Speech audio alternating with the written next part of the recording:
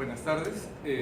Quiero agradecer muchísimo a la Cámara Peruana del Libro por haberme dado la oportunidad de presentar a tres amigos. Esta es así una mesa de amigos en la que todos nos conocemos y todos hacemos lo mismo. Todos entrevistamos a escritores. Y yo de verdad estoy muy entusiasmado porque es una linda oportunidad para que hacer una especie así, como dicen en las películas de superhéroes, ¿no? Un crossover, en la que personas de televisión que han tenido, que tienen programas de televisión entrevistando escritores pueden hablar entre ellos y hablar compartir sus experiencias. Esas cosas no pasan seguido y solamente pasan en un lugar como la Feria del Libro. Yo podría pasarme mucho tiempo hablando de ellos porque son buenos amigos, entonces para evitar esa tentación voy a hacer lo que me ha parecido más sabio, que es limitarme a la fabulosa Wikipedia. Voy a presentar primero a nuestra invitada internacional, Mónica Lavín, de Ciudad de México. Ella es escritora y periodista mexicana, autora de una veintena de libros de cuentos, novelas y ensayos. Bióloga de formación, luego se dedicaría de lleno a la literatura. Desde 1985 colabora en diversas publicaciones. Ha sido guionista para documentales de televisión pública y directora del Departamento de Publicaciones de la Universidad Autónoma Metropolitana. Desde el año 2005 es profesora e investigadora de la UNAM y en la Academia de Creación Literaria. Entre sus libros destacan las novelas La más faulera, 1997, Café cortado, Premio Narrativa de Colima, 2001, Despertar los apetitos, del 2005, Yo la peor, Premio Iberoamericano de Novela Elena Poniatowska, del 2010, La casa chica, del 2012 y Doble filo, del 2014. Y los libros de cuentos Ruby Tuesday no ha muerto, Premio Nacional de Literatura Gilberto Owen, Uno no sabe y Pasarse de la raya. También internacional, pero digamos ya adoptada por nosotros los peruanos, es Clara Elvira Ospina. Periodista colombiana, nació en Chiquinquirá, Bocayá. Es hija de también periodista y poeta boyacense Raúl Ospina Ospina. Sus estudios de comunicación social los cursó en la Universidad de La Sabana. Inició su carrera periodística en la sección judicial del periódico El Tiempo. En 1998 ingresaría a Noticias RCN de RCN Televisión, en calidad de reportera, para luego convertirse en la jefe de emisión, subdirectora y directora en el 2008. En marzo del 2011 asumió la dirección periodística de América Televisión y Canal N, impulsando un proceso de reingeniería en el sistema de América Noticias que finalizó meses después, con el lanzamiento de la nueva imagen de sus noticieros. Además, conduce el programa literario Tiempo de Leer en Canal N. Y finalmente, Alonso Rabido Carmo, poeta, periodista, académico limeño, estudió literatura en la Universidad Nacional Mayor de San Marcos y realizó estudios de posgrado en literatura latinoamericana en la Universidad de Colorado, en Estados Unidos. Ha ejercido el periodismo durante más de 20 años y entre los años 2006 y 2008 fue editor del suplemento El Dominical del Comercio. Colabora en diversas publicaciones y ejerce la docencia en la Universidad de Lima y en la Universidad Peruana de Ciencias Aplicadas. Junto con José Carlos Irigoyen conduce el programa Entre Libros.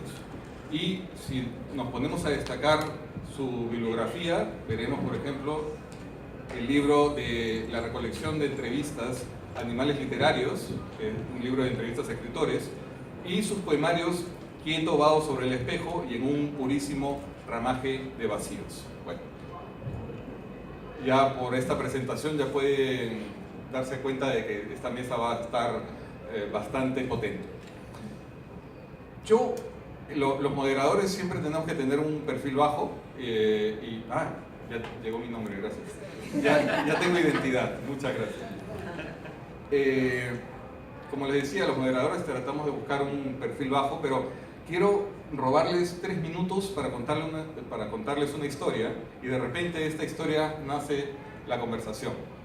Es una historia que Alonso sabe bien porque siempre estoy harto de contársela y él harto de callarme.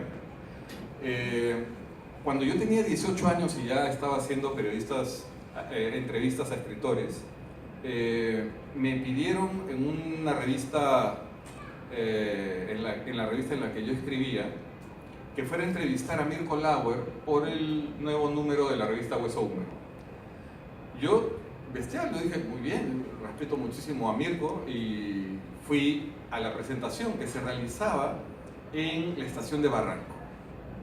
Bueno, cuando llegué esa noche, yo había ido con una amiga a la que trataba un poco de impresionar, y en la puerta íbamos a entrar y yo de pronto me quedé congelado, no podía dar un paso, no podía cruzar esa puerta. En la puerta estaban conversando nada menos que Julio Ramón Ribeiro, que no se sabía que estaba en Lima entonces, con Javier Soloburen y con Blanca Varela. Estaban los tres ahí conversando y yo pasé de frente hasta la esquina y mi amiga decía, no, pero no teníamos que entrar a la estación. Sí, le digo, pero es que no puedo cruzar por ahí, no puedo entrar, ¿no ves quiénes están ahí? Sí, me dice, pero hacemos un campito y pasamos. No lo entiendes, no puedo pasar, es demasiado respeto. Se mató de risa, por supuesto, y me empujó y cruzamos, y yo, tratando de no robarles oxígeno, como una cucaracha, pasé al lado de estas tres personalidades, ¿no? Estuve en la presentación, de la cual ya no recuerdo nada, y me fui corriendo. Antes le dije a Mirko Lauer para entrevistarlo al día siguiente y me fui, pero para llorar en mi cuarto porque no tenía la oportunidad de haberle dicho buenas noches a Julio Ramón Ribeiro. En ese momento, en esa misma reunión, en esa misma presentación, estaba un muy querido amigo y colega, Jorge Coahuila, que vio a Julio Ramón, se acercó y le dijo, señor Ribeiro, me gustaría hacerle una entrevista. Y Ribeiro, que en ese momento todos sabíamos que nunca daba entrevistas, le dijo, muchacho, claro, por supuesto, anda mañana a mi casa. Y esa entrevista motivó una segunda entrevista, y esa una tercera, hasta 5 entrevistas le hizo.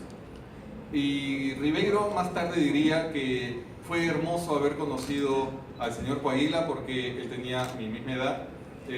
Fue su primer contacto con la juventud en Lima, ¿no? Y fue una forma de reencontrarse con la ciudad.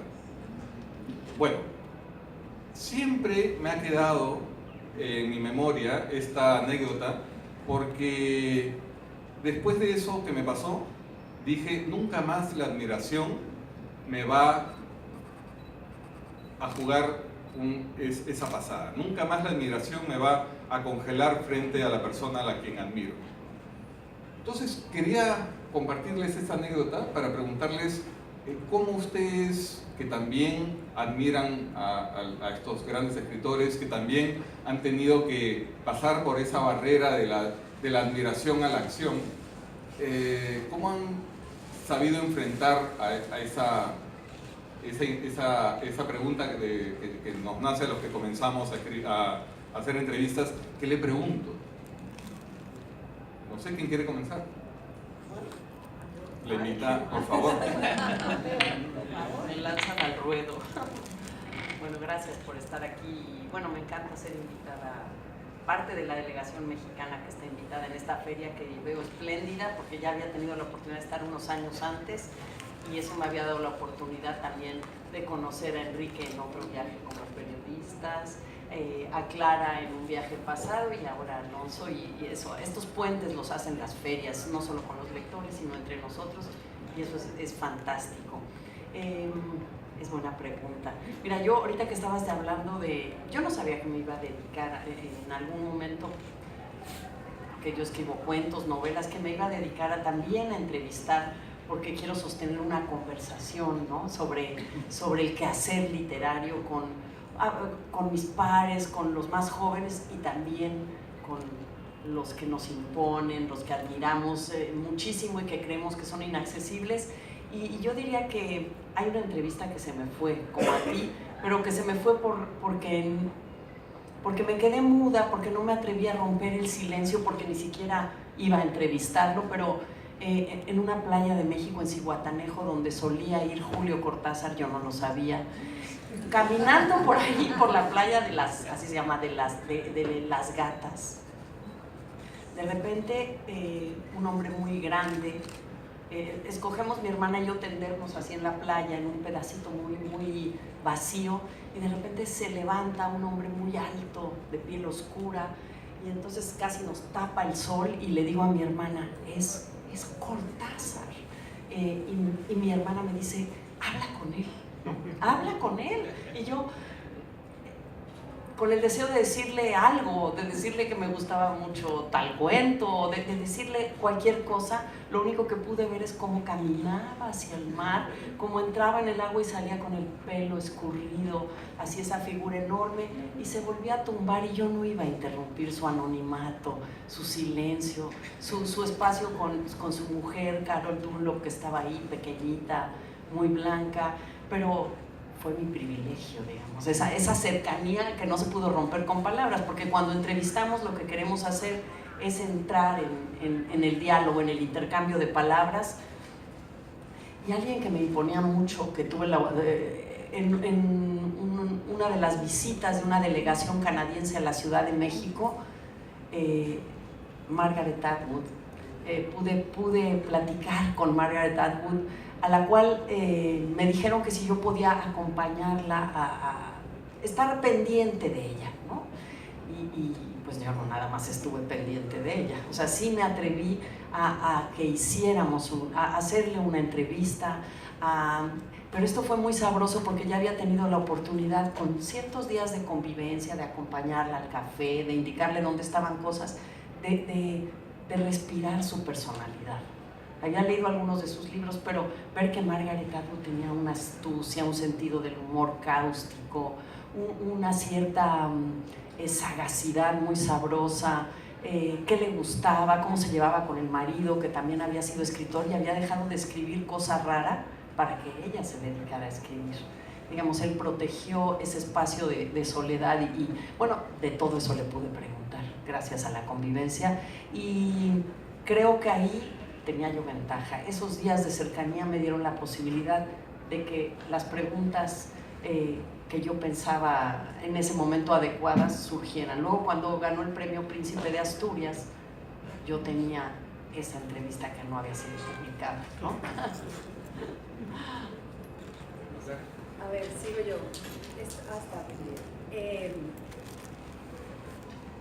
Yo no soy experta en literatura, entonces lo que soy es una lectora, no estudié literatura, ni escribo ni estudié literatura, entonces soy una lectora como cualquiera. Y entonces muchas veces me siento como una fan, y entonces ahora oyéndolos a ustedes pensaba en una historia que me ocurrió, que me ocurrió en mi calidad de directora periodística y no de entrevistadora, y es que una periodista hace unos años me pidió entrevistar a Yuri, porque yo iba a Yuri y entonces ella se moría de amor por Yuri y se sabía todas sus canciones y era la fan número 1 de Yuri y quería entrevistarla, y bueno, pues qué mejor que una persona que conoce bien a Yuri para hacer una entrevista a Yuri. El problema es que se puso a cantar con Yuri en la entrevista porque no pudo administrar la emoción de que se sabía las canciones y pues quería cantar con Yuri y cumplió su sueño, pero la entrevista fue... bueno, no salió tan bien como esperábamos. Entonces, a veces el problema de cuando uno entrevista a la gente que le gusta, sobre la que ha hecho un mito, porque los lectores lo que hacemos es mitos, y yo como es una lectora, insisto, me enamoro de los escritores y de los personajes de los libros. Entonces, por ejemplo, me pasa que en las novelas policíacas me enamoro de los detectives y todo eso, y luego conozco al escritor y el escritor no tiene nada que ver con la idea que yo me había hecho del detective, que creo que es el alter ego del escritor, y ahí siempre tengo que administrar la frustración personal de eso. Por otro lado, pues como yo he sido es periodista, reportera a lo largo de mi vida, yo trabajé en un noticiero que era de Gabriel García Márquez. Yo era reportera de ese noticiero y no había tenido el privilegio que tuvieron mis compañeros que entraron empezando el noticiero, que fue que él pasó un mes previo al lanzamiento del noticiero escribiendo con ellos. Salían y él se sentaba y escribía con ellos notas de televisión, lo cual no era fácil. Yo no había tenido porque yo entré 2 años y medio después a ese noticiero. Pero un día me lo encontré en un club. Yo había ido a una reunión de empresarios y él iba con mi cámara y él iba en un pasillo llegando al baño. Y entonces yo no pensé en hacerle una entrevista literaria, ni mucho menos, sino preguntarle de política, porque lo que había era una crisis política muy grande en Colombia y me mandó a la casa bastante agriamente, porque no tenía la menor intención de hablar de eso. Yo casi me arrodillo y todo eso, así que mi contacto con la gran estrella de la literatura, que además era mi jefe, digamos, no fue muy fácil, pero sí tiene en el trabajo tiene la gran debilidad por mi parte, la admiración. O sea, cuando se trata de un escritor que me gusta, que me fascina, me cuesta mucho no ponerme a cantar con él, como con Julie. Bueno, la admiración puede ser un poco tramposa también. El mismo Ribeiro recomendaba nunca conocer a las personas que uno admiraba porque esos encuentros solían terminar en historias un poco frustrantes o tal vez un poco amargas. No ha sido mi caso, por lo menos con escritores, pero tengo 2 anécdotas con 2 músicos que primero, digamos, abordarlos fue un problema terrible. Y el segundo problema fue peor aún, y ya se los voy a contar. La primera historia tiene que ver con Tito Puente. La última vez que vino Tito Puente a Lima, se alojó en el Hotel Sheraton, como solía hacer. Y yo, bueno, le propuse a la revista qué hacer. En esa época yo era un freelance, digamos, yo no tenía un trabajo fijo. Y le propuse a la revista qué hacer, muy campante: mira, te ofrezco una entrevista con Tito Puente. Pero, bueno, está bien, muy bien, excelente. Y salí de la revista diciendo, bueno, ¿y ahora cómo lo consigo, no? Porque ya lo ofrecí, ya lo aceptaron y ahora a buscarlo. Entonces, bueno, me fui al hotel, conversando, encontré un amigo que trabajaba ahí y por una módica suma conseguí el número del cuarto. Y lo llamé, ¿no es cierto? Me atendió muy amablemente. Además, bueno, había preparado una mentira piadosa, ¿no? Le dije que estaba escribiendo un libro sobre el jazz latinoamericano y que si no lo entrevistaba, el libro pues quedaba trunco, incompleto. No es una mentira del todo, o sea, en algún momento lo voy a escribir, se lo prometo públicamente. Es una verdad por adelantar. Es una verdad adelantada, no es una posverdad, es una preverdad. Entonces, el tipo se compadeció y me dijo, bueno, venga mañana a las 2 de la tarde porque ya mañana me voy. Es la única hora en la que podemos conversar. Era tal la única hora que podíamos conversar que incluso lo ayudé a hacer la maleta. Conversamos cerca de 2 horas, yo estaba como embobado, realmente. Mi problema no era qué preguntar porque él hablaba todo el tiempo, entonces yo simplemente grababa lo que él decía y por ahí intervenía. Y total, estuvimos como 1 hora y media. Salgo del hotel, él se despide, viene un bus a recogerlos, a él y a sus músicos, se va y me quedo en la puerta del hotel. Y cuando ya el bus está como a 2, 3 cuadras, le digo, ¿y las fotos? No hay fotos.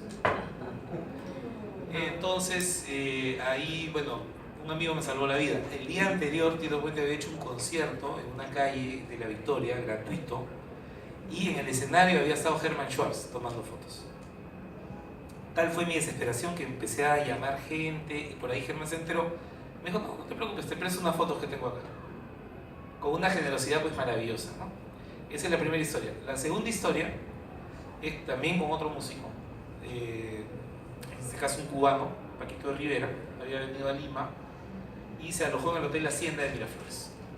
Por supuesto, también fui esta vez al diario El Mundo a ofrecer la entrevista, yo sin haber hecho ningún contacto. Me dijeron, ya, creo que ese es un buen método, ¿ah? Es mejor ir, ofrecer la cosa y luego buscarla, ¿no? Obligarte a buscarla. Bueno, y me dijeron, ya, excelente, te damos una página completa el domingo. Dije, ojalá que lo consigan, salí pensando del mundo. Y entonces me dirigí al Hotel Hacienda, no conocía a nadie ahí, Y entonces volví a casa y escribí una carta. Le escribí una carta a mano, explicándole lo mucho que lo admiraba y que para mí pues era un sueño poder entrevistarlo, en fin, bla, bla. Un rollo bastante largo, ¿no? La metí en un sobre, fui al hotel, la dejé en el counter, le dije, por favor, al señor Paquito Rivera, entregue este sobre. En la carta decía que yo lo iba a llamar al día siguiente en la mañana. Entonces llamo, me contesta la recepción, le digo, quisiera hablar con el señor Paquito Rivera. Hace un momento ahí le paso. Suena el teléfono de la habitación, contesta su esposa y me dice, ¿usted es el de la carta? De frente. Sí, véngase ahorita, en este momento lo esperamos. Y fue realmente un encuentro gratísimo. Ahí tampoco hubo foto. O sea, este embobamiento hace que uno pues, se quede, que no baje de la nube, ¿no? Y conversé con Paquito Rivera 2 horas y no hay foto. No hay foto. Bueno, habían fotos de archivo que finalmente fueron usadas, ¿no? Para acompañar la entrevista, ¿no? Entonces, este tipo de problemas con escritores no se me ha presentado, diría, una sola vez que se me apagó la grabadora, ¿cierto? O sea, se malogró la grabadora, no había forma. Pero yo siempre llevo conmigo un cuadernito, una libreta y lo demás fue pues hacer de taquígrafo, ¿no? Porque realmente en esas circunstancias no hay mucho más que hacer, ¿no? Cuando me levanto optimista, pienso que la entrevista literaria puede ser un género literario. Pero normalmente, todos los días en que voy a trabajar, a veces pienso que la entrevista literaria no es otra cosa que un urgente cuestionario de promoción editorial. ¿Cómo definen ustedes la entrevista literaria? ¿Cómo la definen? Yo supongo que con vuestra sapiencia saben encontrar el punto medio, pero ¿cómo definen su oficio?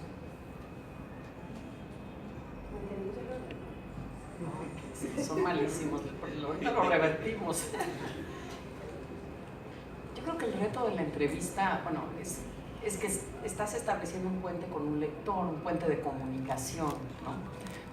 No como una pieza de ficción que pretendes convencer de su realidad, sostenerse por sí misma. Aquí tú quieres comunicar algo a lectores que sabes que para eso está destinada, pero tú quieres encontrar algo, tú personalmente quieres encontrar algo. Y creo que eso que quieres encontrar puede ser la clave de que sea un buen puente con los lectores.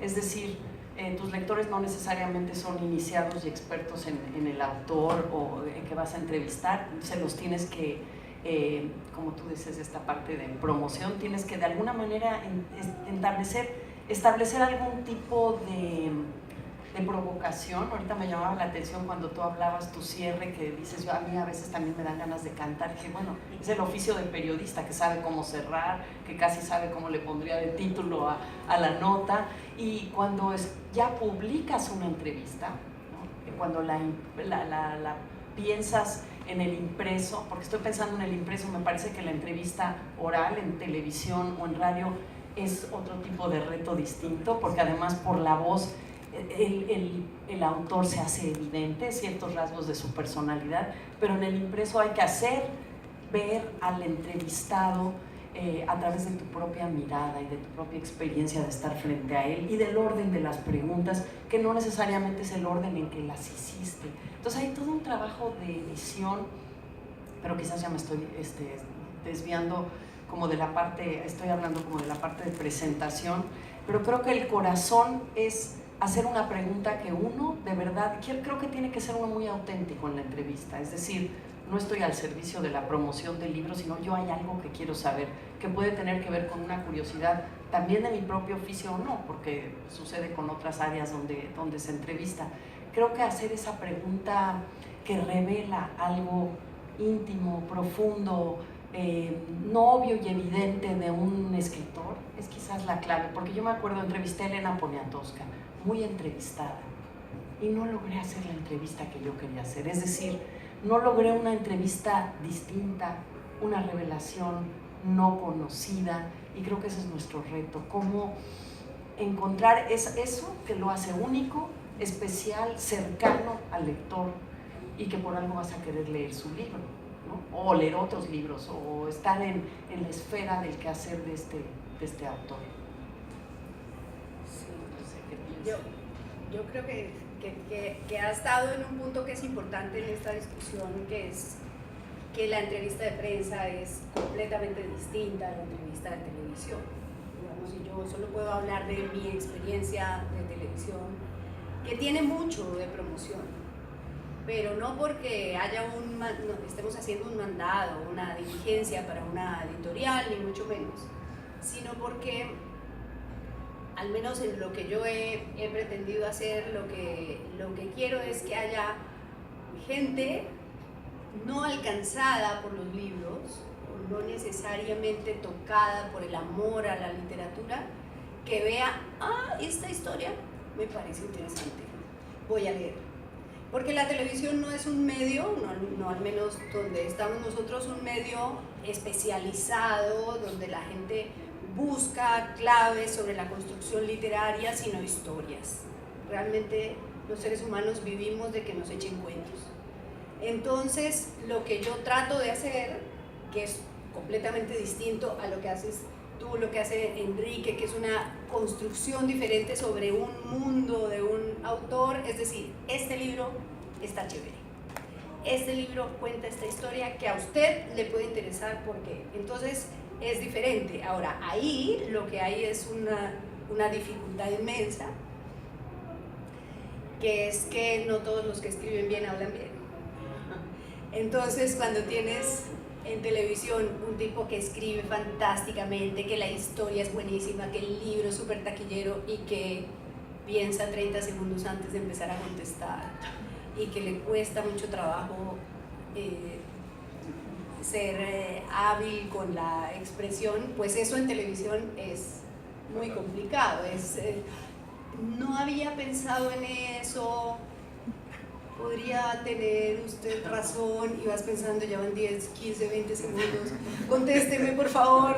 Eso es un poco angustioso en la entrevista de televisión. En una entrevista de prensa pues tú le quitas todas esas cosas y sale sólido, sustancioso, ¿no? Entonces creo que hay una diferencia muy importante en el medio en el que estamos. Sí, creo que son dos dinámicas distintas, ¿no? El uso del tiempo, por ejemplo, en la televisión no te da mucho margen de maniobra, ¿no? Aún siendo programas grabados hay límites. Por ejemplo, la cantidad de veces que tú puedes repetir algo también es limitada, ¿no?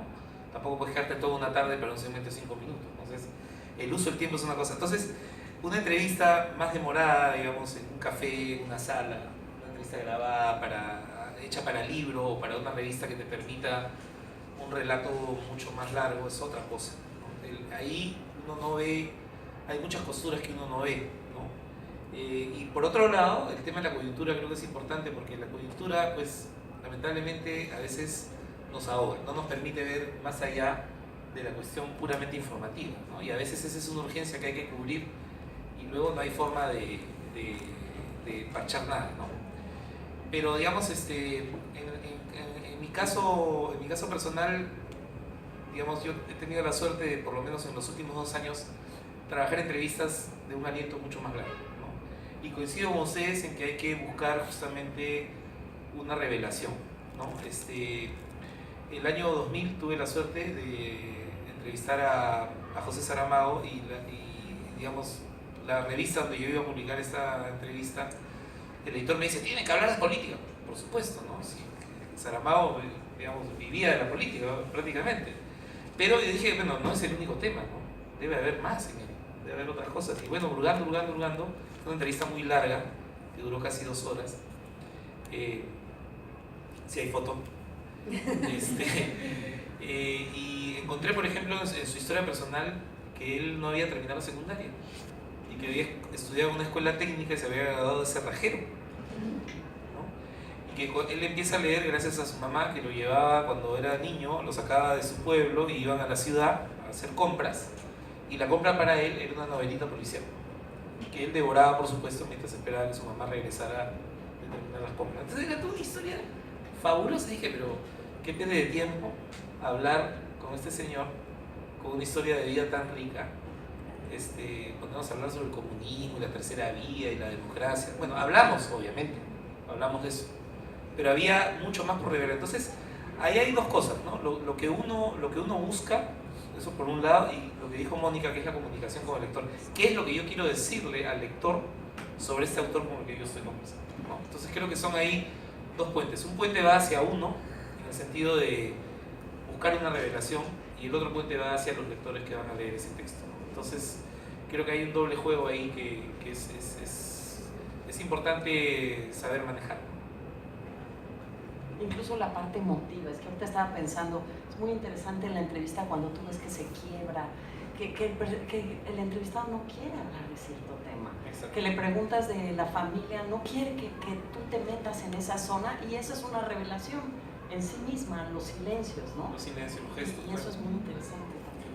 Quería, Mónica también hace entrevistas en la televisión, entrevistas literarias en la televisión mexicana.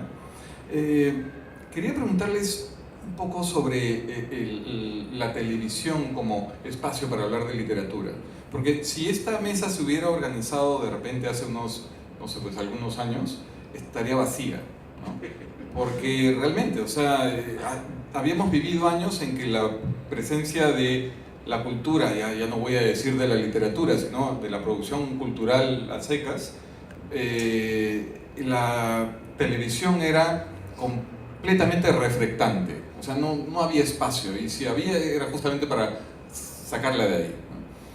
¿Cómo ven ese espacio ganado por la literatura, Clara Elvira, tú que eres una protagonista justamente de esta recuperación, Alonso? ¿Cómo ves los espacios consolidados para la literatura en la televisión y qué efectos crees que están consiguiendo? ¿Qué repercusión, quizás por el feedback, por la recepción de la gente, encuentran? ¿Empiezo yo? Bueno, cuando me levanto optimista,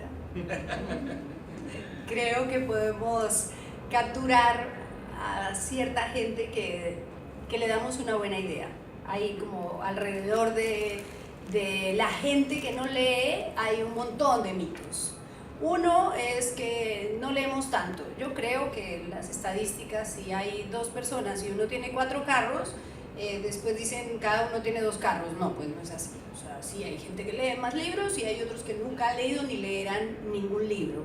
Entonces, esa estadística de leemos menos de un libro es bastante complicada de administrar. Yo creo que hay un gusto por leer y pues claro, hay una gente que nunca va a leer libros y a la que no vamos a poder tocar. Pero sí creo que evidentemente ver a alguien que habla interesante o que cuenta una historia sobre cosas mundanas, porque claro, la televisión no puede hablar, cuesta mucho más trabajo hablar sobre, bueno, sobre Dante, ¿no? Sobre Crimen y Castigo, incluso Crimen y Castigo es más fácil, pero hay cosas de las que va a ser muy difícil hablar en televisión para un público masivo, creo yo, me ha costado mucho. Tengo evidencia empírica, digamos, cuando la gente en encuentros de este tipo o en librerías dice, ay, ya leí este libro que yo lo vi, me pareció interesante y lo compré, y sí, está bueno, no me gustó este libro que usted recomendó, entonces, bueno, por lo menos lo vieron y recibieron la recomendación. Y por otro lado es que la gente que se van a espantar cuando hacemos recomendaciones de libros, pues de pronto sí, pero depende de cómo lo hagamos.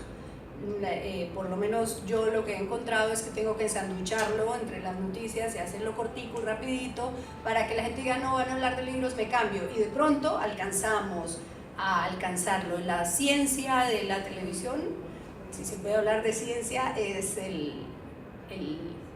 la conexión, ¿no? el engagement, o sea, que alguien se sienta comprometido contigo en determinado momento con el tema del que estás hablando. Y probablemente, claro, es más desafiante para ti que tienes un programa más largo que para mí que tengo 5 minutos. La gente dice, bueno, van a hablar 5 minutos, bueno, me aguanto mientras viene lo siguiente, y de pronto ahí los enganchamos. Todo es un asunto de poder tocar a quien está al otro lado, tocarle alguna fibra que lo haga movilizarse hacia la lectura. Yo coincido plenamente contigo, o sea, además veo estos espacios como como una conquista, ¿no?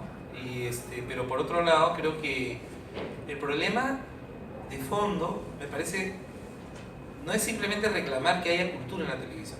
Creo que la cuestión es cómo comunicamos ese contenido cultural, ¿no? Y ahí creo donde está la clave. Una estrategia que sea capaz de interesar a los que, entre comillas, no están interesados y traerlos a este rebaño, digamos, a este mundo, ¿no? Entonces, para nosotros es muy importante tener un lenguaje, digamos, sin llegar a ser exageradamente coloquial, pero un lenguaje que pueda ser, pues, amigable, asequible, para hablar de temas que de otro modo serían tratados, pues, de una manera muy académica, y la televisión definitivamente no es el espacio para ese tipo de discurso, ¿no? Entonces, nosotros nos hemos planteado ese problema desde el inicio. La primera vez que yo vi el microprograma de Clara Elvira fue realmente como una epifanía, ¿no? Dije, bueno, esa manera de hacerlo es una manera de hacerlo, está muy bien. Estoy seguro que eso, hay mucha gente que va a esperar a que estos 5 o 4 minutos aparezcan para enterarse de algo. Estoy casi seguro que hay gente que hace eso, ¿no? Que así sea. Y en el caso nuestro, pues, que es un programa de 1 hora, pero bueno, con una diferencia, que como es la televisión pública y el Estado, digamos, no está sometido a una presión comercial, hay cierta facilidad, digamos, cierta relativa facilidad. Pero igual, eso no nos exime de plantearnos una estrategia para comunicar este tema. ¿Cómo hacemos que la gente lea? ¿Cómo nos acercamos al libro? Tenemos un segmento juvenil, por ejemplo. O sea, en ningún momento pensamos, bueno, este va a ser un programa 100% de literatura pura y dura. Hemos hablado, digamos, un poco de todo, de literatura y negocios, literatura y gastronomía, en fin, tratamos de darle un contenido que por lo menos abarque, digamos, una cantidad de temas que pueda interesar a gente de ámbitos distintos. El problema no es si lees literatura o no, la cuestión es si lees o no. Ya la calidad de lectura es algo que puede ir mejorando con el tiempo, pero meterte en el mundo de la lectura, ese es el punto de esto, ¿no? Pero lo que yo sí he visto es que definitivamente impacta. O sea, que lo hace mucho más que el impreso, sí. Porque yo creo que en los programas como el tuyo, yo tengo uno que comparto con Rosa Beltrán, otra escritora mexicana, en Canal 22, que es televisión pública, que a lo mejor ve cierto sector también, pero donde se llama Contraseñas, porque tratamos de dar las claves para conocer al autor detrás de sus libros. Entonces, con cosas como las que tú decías, bueno, esas preguntas básicas que todos queremos saber de ¿por qué decidiste ser escritor? ¿Dónde vivías? ¿Cómo le hacías? ¿Cómo le hiciste? Porque eso hermana a todos, o sea, nos conecta a todos con las decisiones fundamentales de la vida, con las pasiones que cada uno tiene la oportunidad de seguir o no, profesionalizar o no, con los anecdotarios, y eso va siendo amable a la figura y se construyen puentes. Yo lo que me he dado cuenta es que sí me encuentro a gente que me dice, realmente el ciudadano común o incluso el lector común lee a unos cuantos, conoce a unos cuantos nombres que ni siquiera necesitan esa promoción, pero hay un montón de otros escritores contemporáneos trabajando en ese momento que no se conocen. O sea, la gente me dice, oye, me pareció muy interesante Cristina Rivera Garza, que por cierto está ahorita aquí en la feria, y se me antojó leerla, porque no han oído de su existencia. O sea, yo creo que creamos puentes con la posibilidad de saber también qué autor leer, qué libro, ¿no? Más allá de los clásicos o de un Pacheco, de una Elena Poniatowska, en el caso de México, que no necesitan, bueno, Pacheco todavía necesitaría llegar a un público más amplio. Entonces yo creo que estas posibilidades de ayudar al que te mira, escucha, a poder llegar al libro, al autor, me parece, porque a lo mejor por el tema o por el tipo de vida que ha tenido Margot Glantz, pues como que a alguien le interesa, porque ella empezó a escribir hasta los 50 años ficción, y resulta que la literatura no es un asunto solo de jóvenes. Entonces yo creo que la tele sí hace mucho, y me ha devuelto a mí muchas sorpresas, diciendo la gente, ahora estoy leyendo a fulanito del que entrevistaron, digo, pues qué bueno, ¿no? Eso sí me parece.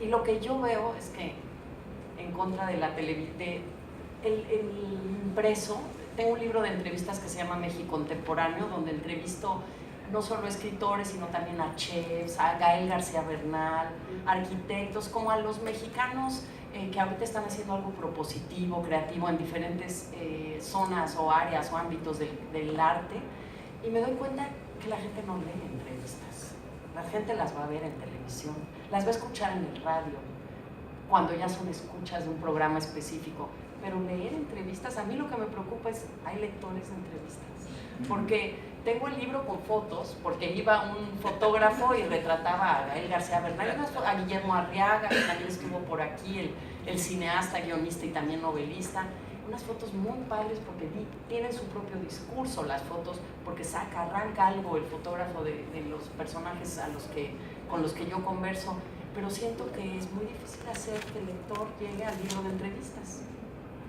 Yo creo que hay un elemento relativamente nuevo, no sé si estoy teniendo un prejuicio, pero siento que hacen falta libreros, por lo menos a mí me pasa. Entonces, cuando uno llega a una librería, en muchos casos lo que hay es vendedores vigilantes que se te acercan y dicen, ¿buscaba algo? No, entonces no sé si dudan de que me voy a robar un libro o si quieren atenderme, pero en todo caso no han leído los libros. Entonces, como no han leído, le digo, estoy buscando un libro, como, digamos, me pasa fuera de Perú, porque aquí sé que leer, pero si voy fuera, estoy buscando y cuesta trabajo que te encuentres con un tipo que te dice, bueno, está buscando una novela policíaca, este escritor es el mejor de este país de novela policíaca, eso. Entonces, siento que si a mí me pasa eso fuera, probablemente hay gente acá que le puede pasar, que llega a un sitio y dice, estoy buscando un libro para mi hijo de 13 años y no encuentra a alguien idóneo que le diga eso. Entonces, también puede pasar, y ese es otro de mis sueños de optimismo, porque sí es verdad que me escriben en el Twitter, tengo un hijo que quiere empezar a leer, ¿usted qué le recomienda? Tengo un niño de 7 años, ¿qué le...? Entonces, yo no, insisto, no soy experta, pero que podamos contestarle, bueno, está interesante este libro, puede suplir de alguna manera eso que se ha ido perdiendo del librero recomendador. Claro, que tiene un rol orientador, ¿no? Yo recuerdo una vez fui a la librería, no voy a mencionar el nombre, buscaba el libro Corriente Alterna de Octavio Paz y me llevaron a la sección de libros técnicos de electricidad y ahí estaba el libro, ¿no?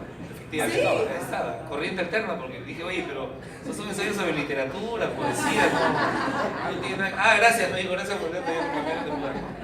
Pero creo que más allá de la broma, creo que de alguna manera nosotros cumplimos un rol orientador, ¿no? Creo que esa es una responsabilidad que tenemos, ¿no? Incluso a veces trascender nuestro propio uso personal para recomendar algo que podemos entender que puede ser útil para otros, ¿verdad? Entonces ahí está toda esta gama de posibilidades que nos da la televisión. Creo que la televisión y la cultura no tienen por qué ser enemigas, salvo cuando no hay una estrategia de comunicación. Creo que se necesita pensar cómo transmitir ese contenido. Creo que de ahí sale todo. Me hiciste acordar de otra historia de un amigo mío diplomático que lo asignaron a Colombia y estaba en Panamá. Y entonces dijo, voy a leer de nuevo 100 años de soledad. Entonces se fue a una librería en Panamá y le dijo a la chica, por favor, ¿me puede dar 100 años de soledad? ¿De quién es? Entonces le dijo, de Gabriel García Márquez. La chica miró y le dijo, ¿estás seguro de que es de él?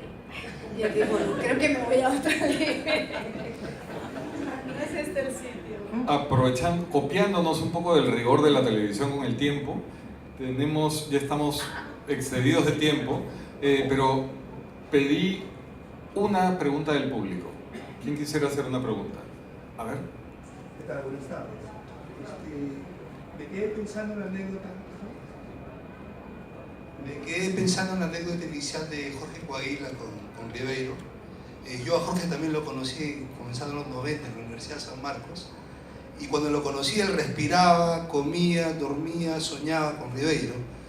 Y me imagino en su momento de la oportunidad que tuve de haberlo entrevistado a Ribeiro, ¿no? Y eso me deja una inquietud y quiero trasladársela a ustedes. Con respecto a hacer una entrevista a un escritor, sabemos que un escritor, al fin y al cabo, es un creador de historias. Entonces mi inquietud es esta. En base a las obras de un escritor específico, ¿uno puede conocer al escritor? ¿O también está el propósito, o si es posible, conociendo al escritor, uno puede conocer el porqué de sus historias? Imaginándome a Jorge Coahuila, ¿no?, que tanto conocía a Ribeiro, bueno, soy testigo de eso también. Me lo imagino a él dejando el tema de sus obras y más queriendo conocerlo a Ribeiro para poder entender sus obras o poder entenderlas mejor. No sé si ese es el propósito también, o sea, uno puede conocer mejor las obras de un escritor conociéndolo más a él. ¿Eso es posible? Creo que puede tener uno más empatía quizás con su intención, cómo mira el mundo, de dónde viene, pero yo no creo que necesariamente las obras de un autor te digan quién es el autor. Yo creo que no, ni te van a revelar su método de trabajo, ni sus malos humores, ni si es violento con su esposa o con su esposo. Eso no va a estar en las obras. Por ahí dicen que Joseph Conrad, por ejemplo, que a mí me encantan sus novelas, que era un ser humano muy terrible y miserable, con el dinero, con su familia, una serie de atributos que tienen que ver con su obra, ¿no? Entonces, pienso que quizás el reto del entrevistador es tratar de revelar al personaje que es el escritor, que no necesariamente es un personaje de sus novelas, y descubrir ciertas claves de donde pudo haber abrevado para ciertas ideas, y eso nos devuelve como la trasbambalina de las novelas, ¿no? De dónde vienen las historias, de dónde vienen las ideas, pero no pensar que uno y otro te hacen sentir la plenitud del conocimiento de la persona obra, ¿no? Creo que puedes ser el especialista en la obra de alguien y de todos modos no conocer profundamente al autor. Esa es mi idea. Bueno, yo creo además que hay muchas máscaras, ¿no?, que los escritores asumen, y no sé si hay una relación directa, proporcional entre el hombre cotidiano y el hombre que crea historias, ¿no? O sea, no necesariamente están conectados, creo yo. A veces hay gente que escribe para exorcizarse justamente y construye una imagen totalmente distinta, ¿no? Entonces es un poquito complicado, creo, atar esos cabos, pero sí creo yo que, como dice Mónica, se pueden encontrar ciertas claves, ¿no? Cuando uno lee 100 años de soledad y dice, bueno, ¿y estas historias de dónde salieron? Bueno, de la casa de los abuelos, pues.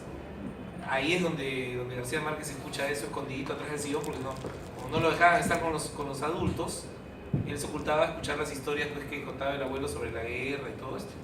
Y de ahí sale todo ese mundo fabulado, Macondo y los coroneles, todo eso viene de ahí.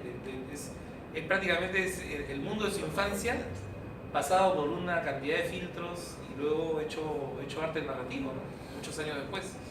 Entonces, a veces la conexión puede ser clara, a veces puede ser oscura, a veces puede que no exista, ¿no?